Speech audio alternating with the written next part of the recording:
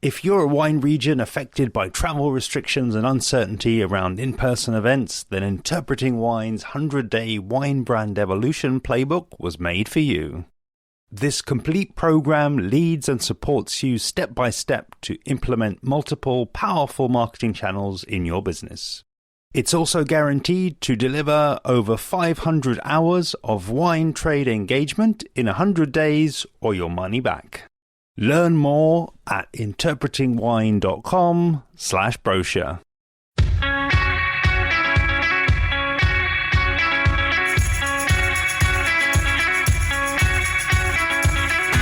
I'm Lawrence Francis, host of Interpreting Wine, the place to learn from thought leaders in the world of wine and marketing, welcoming you to the MW Student Series. Across these 4 episodes, exploring the personal and professional experiences of 4 current MW students with the aim to shine a light on the varied roles each has within the wine industry. And in each episode, we'll also be tasting a selection of wines that have a special significance to each guest. We continue the series in the company of Victoria Daskal, a wine writer, educator, and judge with over 14 years' experience. Victoria was most recently the managing editor of the World of Fine Wine magazine for 6 years and is currently a Stage 2 Master of Wine candidate.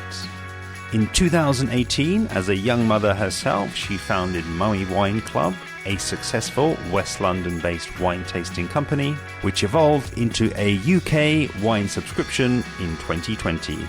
Mummy Wine Club has since been shortlisted for Wine Subscription Club of the Year by Decanter. In today's episode, we hear Victoria's origin story and entry into the wine world. She shares experience of writing for Jancis Robinson, reflects on her Moldovan roots and visits to the country, the evolution of Mummy Wine Club during lockdown. Before we taste 2 wines together, the Colombu Tribiera 2018 and the Judith Beck Zweigelt 2019. Before Victoria reflects on transitioning from the diploma to the MW program. This episode was recorded in person at the wonderful Albertine Wine Bar in Shepherd's Bush, so you'll notice some gentle London background noise. The Albertine has since closed in this location, but do keep an eye out for their soon-to-be-revealed new spot. Enjoy. Thank you, Lawrence. I mean, so is the first question, how did I get into wine? All right, I'm going to go way back, actually, because we're in London right now, and this is going to start in Boston, Massachusetts. I was working in State Street at the time, which is a financial institution. I had just graduated from McGill, did an undergrad in economics and psychology, came back to Boston from Montreal, and yeah, I was, just still kind of discovering life and didn't really know much about wine, but I had, encountered it in Montreal, being a very cosmopolitan city.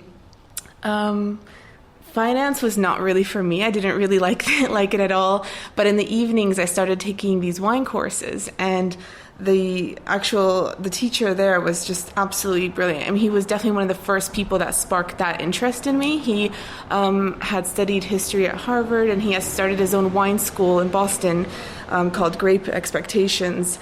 And he, basically just taught wine, but in the way of kind of infusing it with history and culture and geography. And that really, really blew my mind. I didn't really ever consider wine to be that sort of product. I kind of thought, okay, it's just another alcoholic drink. But actually, having gone to his classes, I realized, wow, there's so much more kind of depth to this than I had ever imagined possible. So I took all of his courses over that year.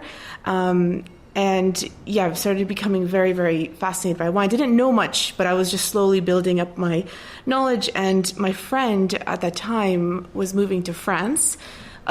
She said, they make wine in France. Why don't you come along? You're not too happy with your, finance job, and, why not? Well, let's give this a try. And I went with it. I applied for a teaching job. So I was working at a lycée in Cannes in the south of France. And also working at a little vineyard, Domaine de Grand Pré, which is a rosé producer, and just kind of started to dabble in wine as I was already just living there teaching English at a French school. And anyway, that year actually got me more and more just familiar with wine. I mean, not to mention that, you go to any shop and wine is so cheap there and so part of culture. I mean, every meal comes with a glass of wine. It's really normal.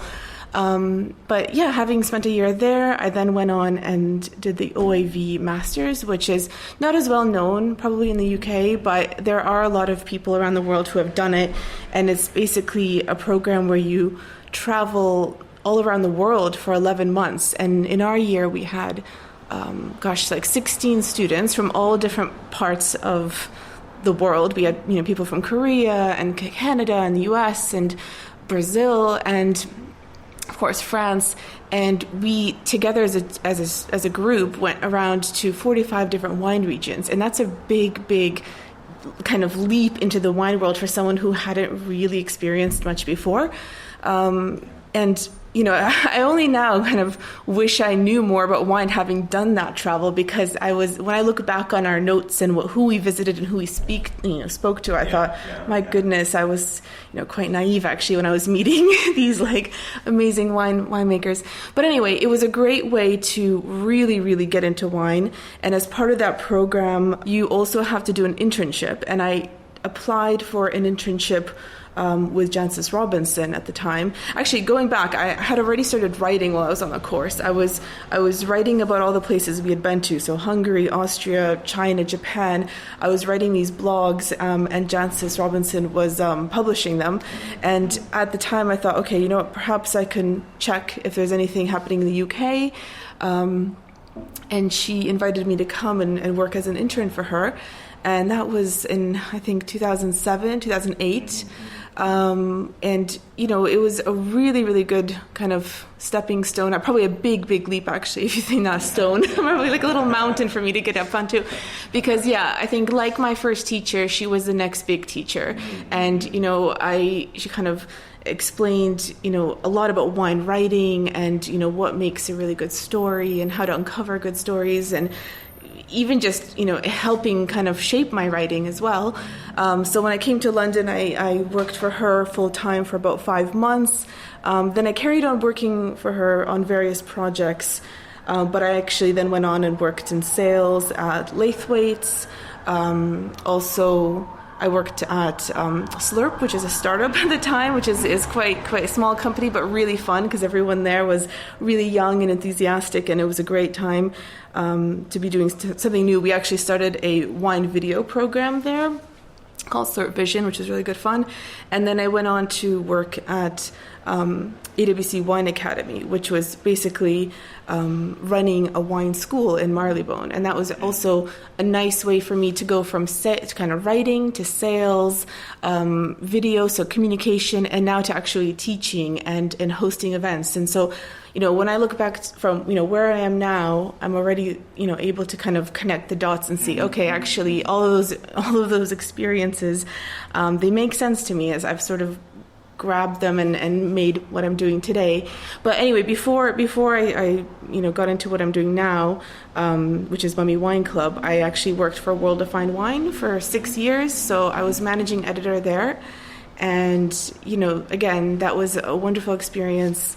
I worked with Neil Beckett, who is, the kind of the founding editor of the magazine, and he also taught me a great deal about everything. I think, just how to, from writing, but also how to, work with different winemakers around the world. And it was a really interesting experience with him as well. I'm still writing for them occasionally and working for them occasionally, but actually my full-time job now is my own company, which I started in 2018 from my living room. But I actually, it's a company that has now pivoted towards subscription clubs, and it's called Mummy Wine Club. Yeah, I love that story. I love that you've managed to bring in some of those mentors along the way. And I feel like we're, right at the door of the Mummy Wine Club now. And we'll definitely push that door open and explore what that is for you and what that's become.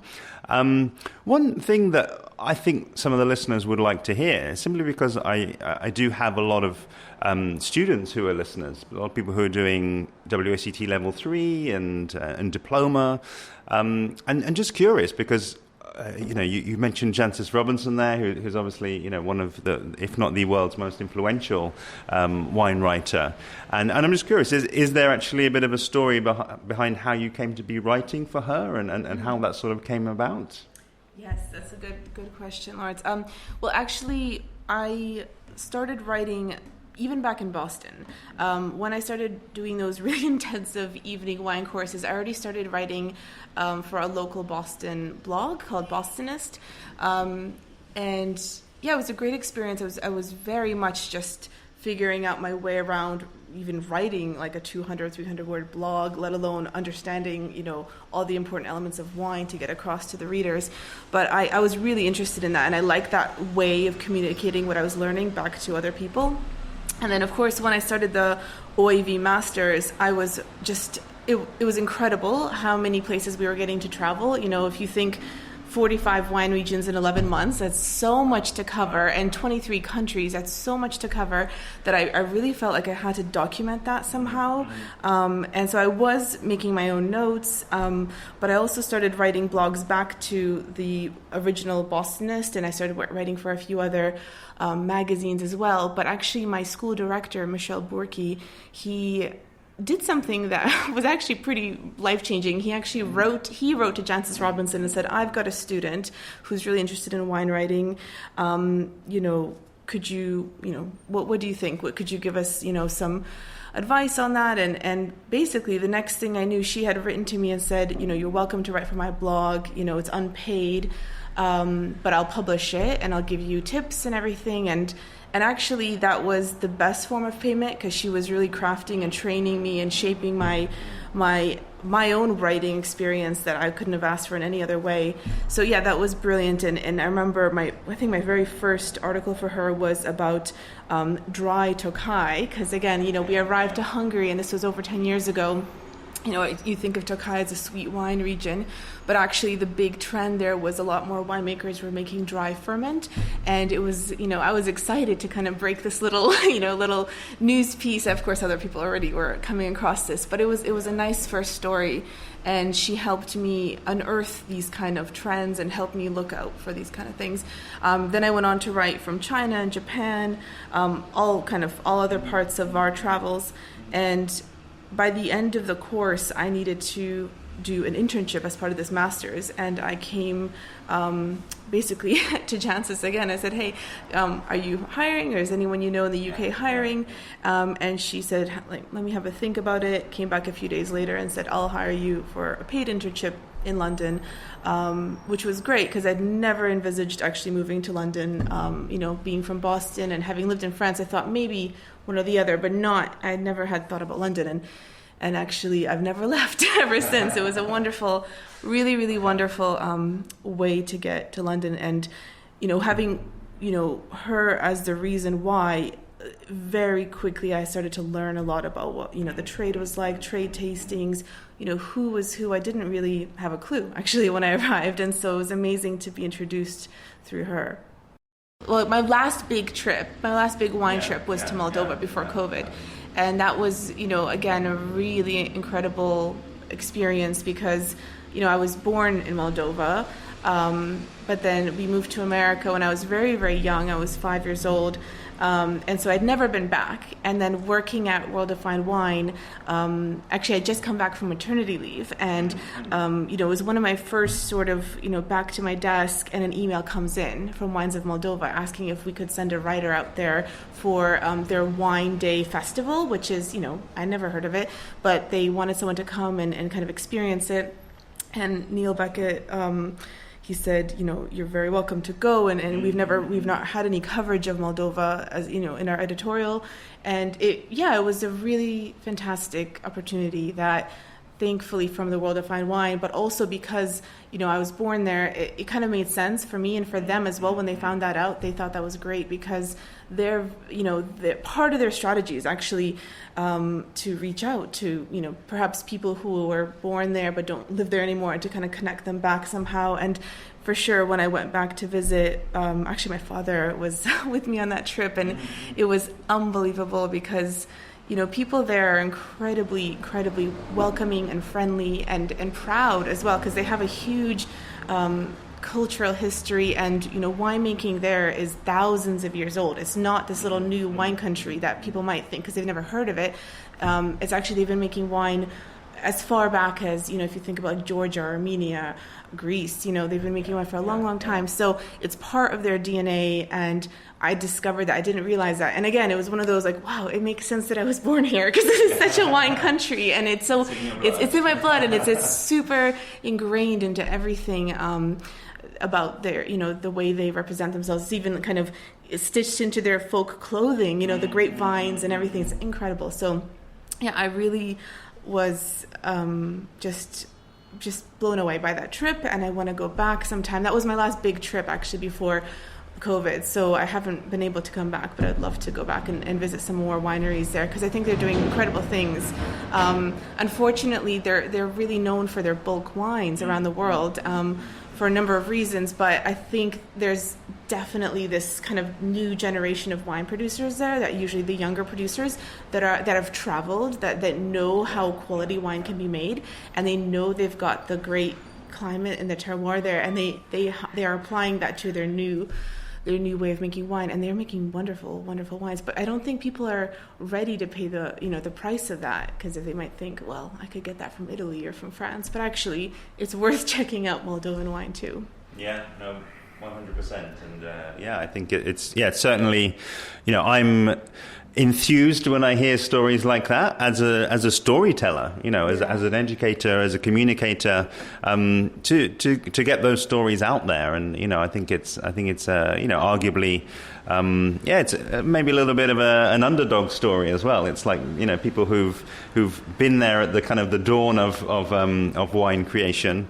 And then, as you say, lots of factors and lots of historical reasons along the way have gone in a different direction. But what happens when people try to bring that back? And I feel like there's so many stories like that in the wine world. And I completely agree. I think Georgia, for me, from my perspective, rightly or wrongly, they're kind of leading the way in terms of bringing this out to the world. And I think if you speak to many people who are working in wine, or even who are just wine fans now, they'll have a really strong connection and a strong idea about Georgian identity, where they've come from, how they're making their wines, and ultimately just how good they can taste as well. Let's now go back to, I guess, the door of the Mummy Wine Club, which you so elegantly brought us up to. We're sat here November 2021, and I think it would be probably interesting for you as well, just to maybe reflect on, as you say, how it started. Where you're there back in your living room when things started, and to reflect and to sort of deep dive on the evolution. What's changed, and what have been the sort of big drivers of change over that time. Sure, thank you. Well, as I said, Mummy Wine Club started very casually and informally when I had my second daughter. It was August 2018, and I was, getting myself kind of, ready for another year of maternity leave, and I was, happy to do that, but I also thought about how, having done it once before and familiar with all the baby classes and baby yoga, everything, I thought, perhaps I can use this time to do something a little bit more connected to what I actually do in my professional life, which is wine. And having met a lot of fantastic friends along the kind of motherhood journey in my area, I knew that they also felt like there's not enough out there that's for them, because, in the first sort of at least 6 months of when you have a baby, they're mostly sleeping anyway. And then you're just, sometimes a little bit bored, and you go to coffees and you go and do this and that. But actually you miss out on these opportunities to actually keep learning for yourself and do something just for yourself. that was the main driver, I think. Actually, I did it for myself, but I had enough friends that I knew that would be up for it.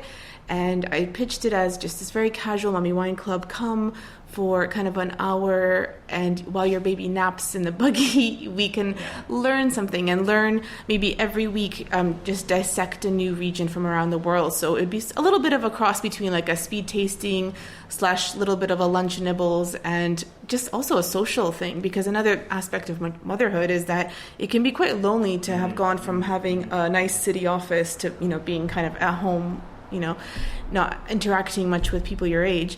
So it was kind of ticking those boxes for us. And the people that heard about it and just kind of instantly got it. I really didn't have to explain much about it. It was like, Mommy Wine Club, like, I get it. Okay, I'm coming.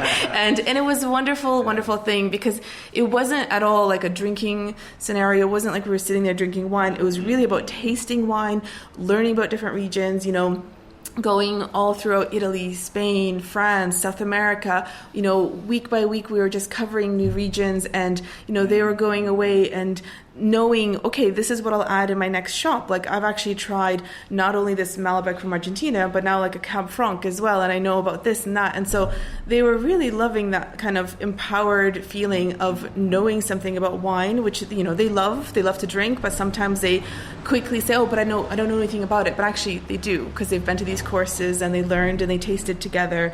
And it really became an incredible bonding experience as well. There was a kind of a growing WhatsApp group and a lot of word of mouth, where they would say, I'm going to this incredible little monthly, weekly little wine club. Do you want to come? And so, I know I was limited to the amount of people I would actually want to have in my living room and the number of buggies I could park in my kitchen. But, it was great, and to have that interest. And actually over time, we realized that actually babies over one, it just doesn't work, because they're much more mobile. They need to be out and about. That it just doesn't work. So we kind of stopped that part of it, but carried on doing wine club events. And so we started doing weekend events and evening events, and it really started growing. I had the interest of winemakers who were saying, wait a minute, we never get access to this like wonderful group of like females and mothers, and who are doing the food shopping, but these are people who buy wine and drink wine, but we don't necessarily always connect with them.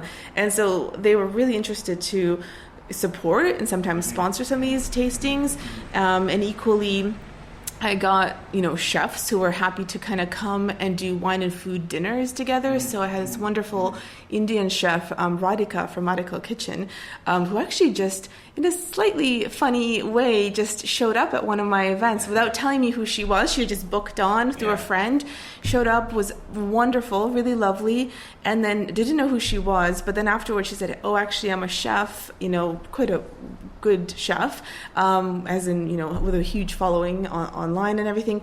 And she said, I'd love to do a kind of collaboration together. So we did this incredible tasting called Alsace to Awad. So we didn't want to do something too generic, like French wine and Indian food. I mean, come on, that's so generic and a little bit superficial, because France has so much to offer, as is India. So we chose, to kind of zone in on one part of France and one part of India. And she cooked this incredible 7-course meal inspired by Awad cuisine. And I chose 7 wines from Alsace, and we paired them. And that was one of the best nights I've ever had, actually. It was just a fantastic dinner, and everyone there just went away thinking like, wow, that was fantastic. And I think they actually liked that supper club feel. They liked that it was in someone's house, in the living room. It was not something you could just go out and buy at a restaurant. It was like that magical night of like bringing someone, very passionate chef. She was a storyteller in her own way. She's very good about talking about her, grandmother's cooking, her mother's cooking, her neighborhood's cooking. And then I, infused my wine knowledge into that, and talking about the different crus from Alsace and the different grape varieties and how they can play with the spices of her dishes. So it was a really good evening. And about 2 weeks later, COVID hit. So we couldn't actually then proceed, because after that night, we said, we're going to do this more often. We have to go through the alphabet. Let's go Beaujolais and Bangladesh. We're going to go through the whole list. But actually we couldn't, because we couldn't do events anymore. And that was the kind of finishing on a high, but then suddenly realizing I can't do this anymore, and I have to rethink the whole idea of Mommy Wine Club. And That was probably a good thing, actually, because, I don't think it was maybe sustainable to always be doing supper clubs. I know that can be really taxing on, like, the rest of the family to, like, clear out so you can have a supper club, and, as fun as it is, it's not something you can do regularly. But I'm actually now doing them again now that I can, but not as many. But what I did have to do was think about how I can still use my kind of knowledge of wine, my kind of love of being creative and thinking of different things that could make wine interesting, and still get that wine out to people. And I thought about having a wine subscription. Even before COVID, I was already thinking about that, because we have a coffee subscription, and my friend does a flower subscription, so it's obviously not a new idea.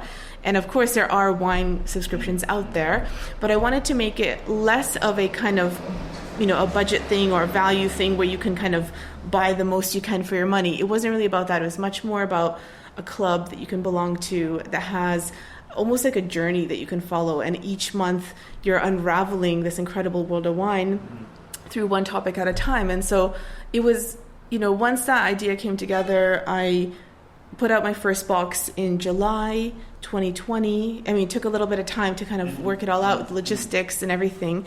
Put out my first box in July 2020, and it's been going month ever since. It's just I can't believe that it's still going, but it's still growing and people are still interested. And the best way that it's growing is word of mouth, and that's the best thing I could have asked for. Of course, partnering with interesting other small businesses and festivals and just working in that way to help spread the word is really essential, because I don't really invest in any kind of advertising, so it's the best way to do it for me is just to kind of work with other businesses and see what we can do. I absolutely love that story. I just think it's so cool, as you say, to start something kind of from the ground up and literally from the carpet up, where you're starting with what you have. You're starting with your knowledge, you're starting with your home, you're starting with your personality and your enthusiasm for wine, and almost from that seed or from those seeds kind of look at what has grown. I think it's pretty amazing, and I think potentially quite inspiring as well to people who are listening, who are kind of. It's easy to think that someone else has done the wine club or somebody else has done anything. Somebody else has done a podcast, so I can't start a podcast. But I personally disagree. I think that you will bring your unique flavor to a wine club in a way that nobody else will. And there's somebody out there listening right now who, if they start a wine club, it will be totally different again. And it's not to say one is necessarily better than the other. They're just different. So, I'm really happy to get that story out there. And also very happy, looking out of the corner of my eye, to see a couple of wines that you brought along for us to taste, which I understand also have some significance really for you and your journey. So I wonder if, before we taste those, you wouldn't mind just, sharing with me and the listener a little bit the story behind your choice of those wines. Yeah, absolutely. So I brought two different wines, and they're from two different boxes. One of them is from one of the very first boxes I've done, which was a wine and literary theme. And actually, it was offered to my subscribers September 2020, but it also was a partnership with a local book festival, the Chiswick Book Festival. And they normally get a lot of fantastic writers that come through and read from their latest releases, but I actually suggested this to them. I live in Chiswick, and I've gone to the book festival in the past, and I thought, wouldn't it be nice to do something with wine? People like to read a book and have a glass of wine. Why not combine that? And, they love the idea. And I chose a book that was one of my favorites. It's A Movable Feast by Ernest Hemingway. And, for anyone who's read it, they'll know it's not a wine book per se, but it is definitely a wine book because it's written by a wine lover. I mean, Ernest Hemingway was a really big wine lover. I mean, one of his famous quotes is, "Wine is one of the most civilized things in the world and one of the most natural things in the world that has been brought to the greatest perfection, and it offers a greater range for enjoyment and appreciation than possibly any other purely sensory thing." I don't know if you want that quote, but I just think it's quite nice. But anyway, it's a memoir that he wrote later in his life, reflecting back on his time as a young writer in 1920s Paris. And it's a fantastic book. I mean, he kind of name checks and drops all of the fantastic writers of that era. One of his big best friends was F. Scott Fitzgerald, who he actually, in the book, he goes on a road trip through Burgundy with. So, I mean, it's just like, if you liked films like Sideways and everything, this is like the original, you know? He goes to all these little villages and buying Macon, and he talks about being in Paris and which wines they would like to drink, and he really is very specific. He talks about exactly the villages and how much the bottles cost, and, you know, so without being a wine book, it's definitely very winey. So I chose that for my theme, and everybody that month got a copy of the book as well. And I chose 4 wines out of many, there's a lot to choose from, that feature in the book. So I picked a Sancerre, a Macon Village, because that's where his road trip is, a Corsican wine, and a Cahors.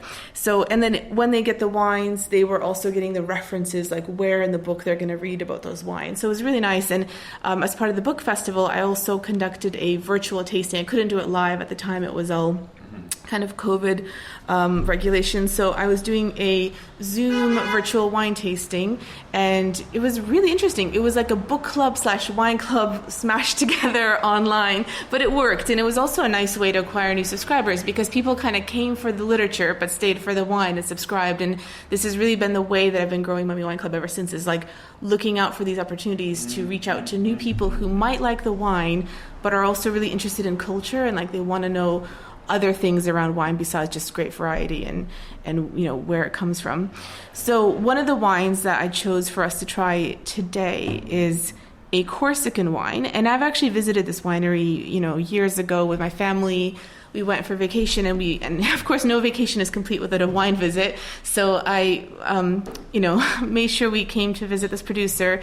It's another thing about Mummy Wine Club is I'm always preferably working with organic or sustainable producers, and also family producers. I mean, it really means a lot to me, and I think it kind of means that you're dealing with wines that are, you know, being made in a sustainable way. They're not just in it for the money. They're in it for the long game. They're in it to pass it on to their children, and they're not going to, you know, make a quick buck, but actually ruin the environment. And so this is a kind of a third generation producer from Corsica.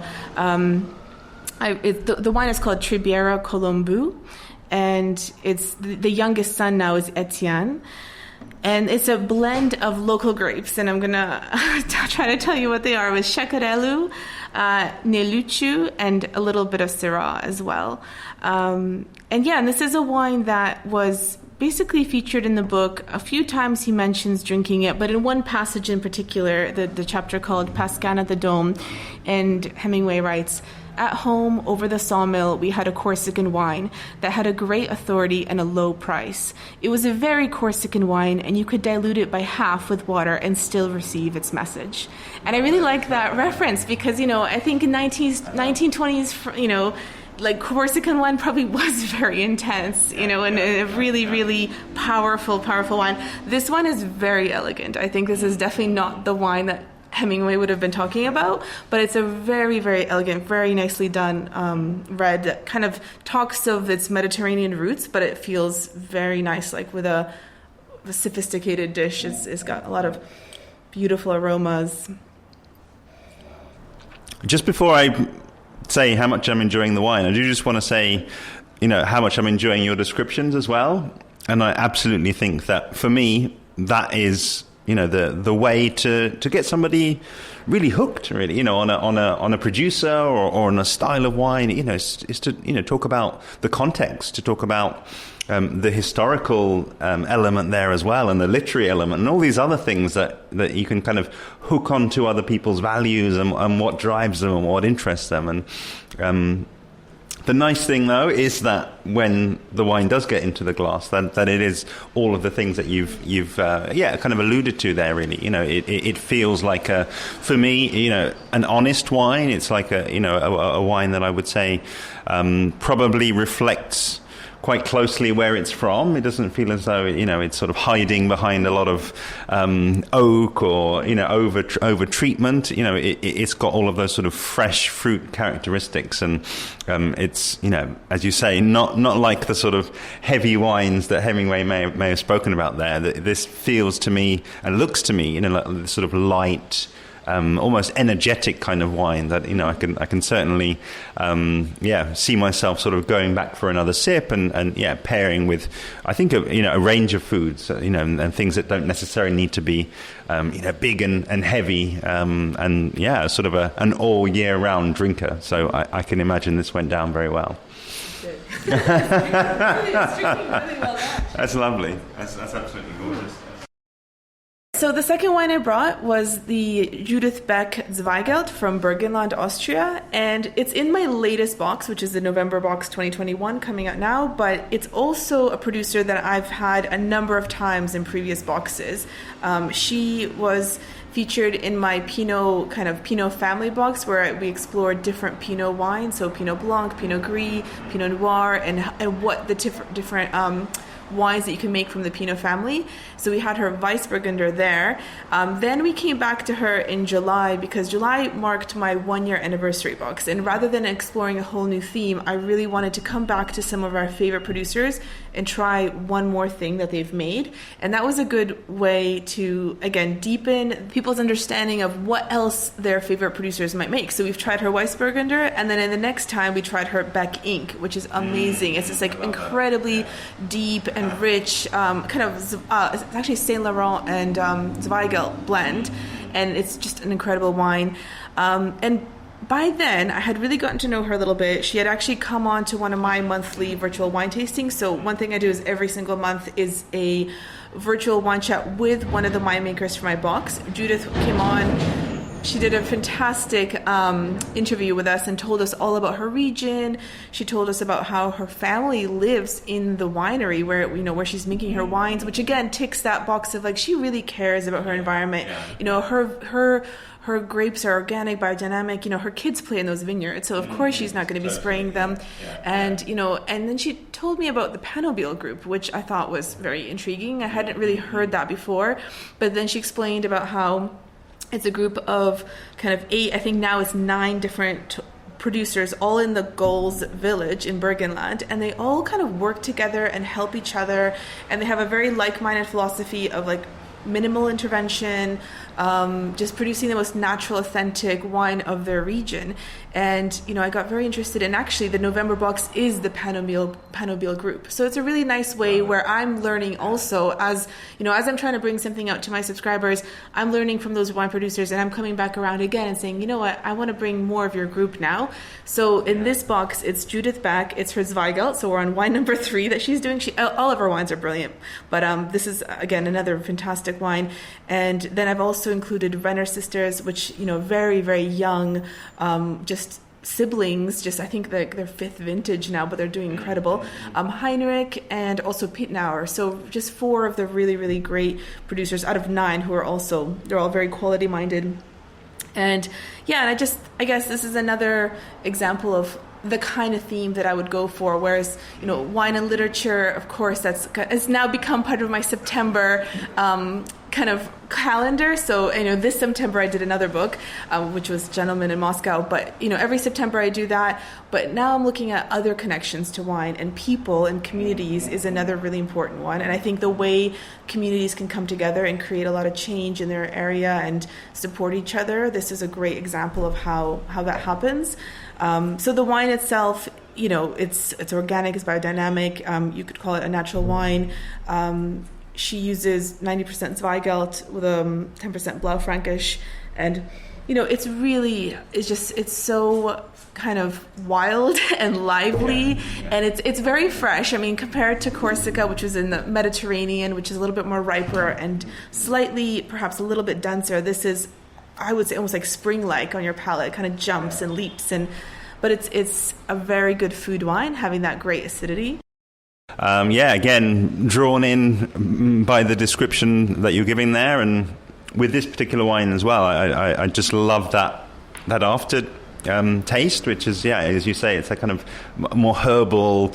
I love the description of wild as well. It's just really alive, I think, as a wine. And I, certainly, have come across the Panobile group before, and have, had a couple of them on the podcast, including Judith, which is great to know. And I just think that area of Austria, it was really sort of, I think, fundamental for me when I started the podcast. It was one of the first regions, if not, the first region outside of Spain that I actually visited and spent time in. So, there's always something, a little bit sort of nostalgic, I think, about, revisiting Burgenland and having these wines again, which again, I think, can be drunk all year round.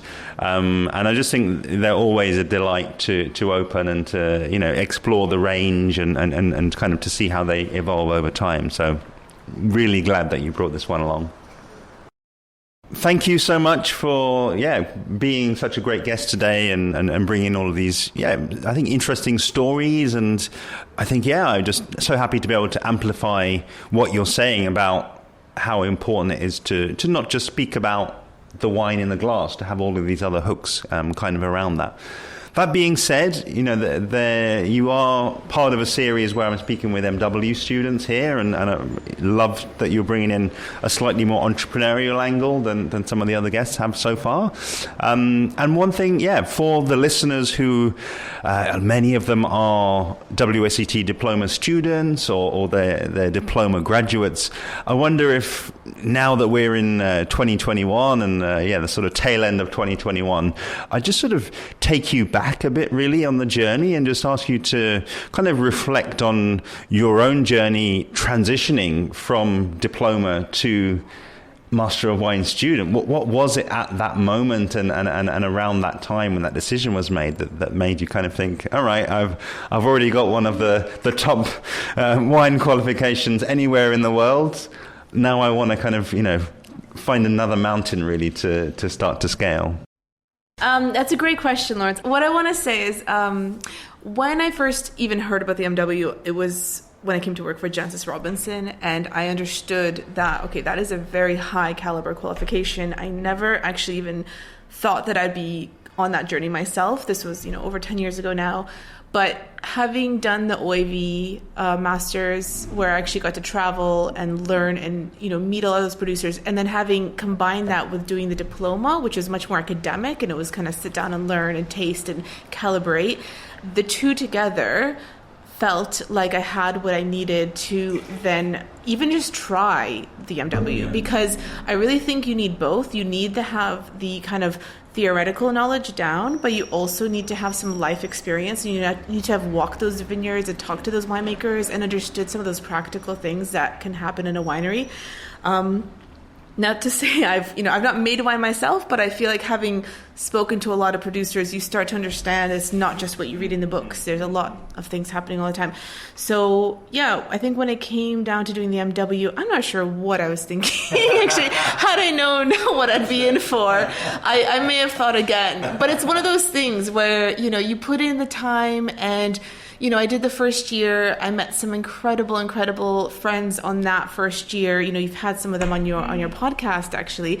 And they're still my friends today. And, together we actually inspired each other and pushed each other a lot. We've got this support line WhatsApp group where we're constantly kind of go on, just do it. And, that was very, that was a very, very important part of the MW, is having that support network to kind of keep leaping forward. And so the first stage one, it wasn't horrendous. It was fine. If you can pass that one, that's a really good start. Stage two is the really big one, and that's the one that people get really, stumble on. And I think it's not, I think it's maybe cheesy to say this, but it's not even about will you pass or not. It's actually just try to enjoying it as much as you can. Just try to enjoy learning and meeting people and deepening your own knowledge, and really not lose the sight of why you even love wine in the first place, because that can be easily done. You kind of overanalyze wine too much and memorize too many, root stocks, and suddenly you don't even want to look at it again. And as long as you can kind of keep that passion for your wine going, then whether you pass or not at the end, it's okay. It's actually just about that journey and continue to learn more about the thing you love. Thank you so much, Victoria, for appearing. It was an absolute pleasure to share your story on the podcast. Do see below for the Mummy Wine Club website, where you can learn more about the wonderful wine subscriptions we talked about, and also find the direct links for the 2 wines we tried on the day. And of course, I would love to have you following along with me on social media, where I'm at Interpreting Wine on Instagram and Facebook, at Wine Podcast on Twitter, and email hello@interpretingwine.com. See you next time.